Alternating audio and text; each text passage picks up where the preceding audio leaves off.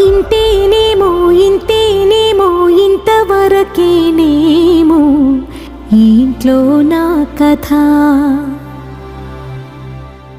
అంతేనేమో అంతేనేమో అంతులేని వేదనేమో ఆడపిల్లను కదా. మళ్ళీ తిరిగి అడుగేసేది వచ్చిపోయే చుట్టూలానే. నేను పుట్టి పెరిగిన ఊరికి ఇంకా పైన పొరుగురిదాన్ని.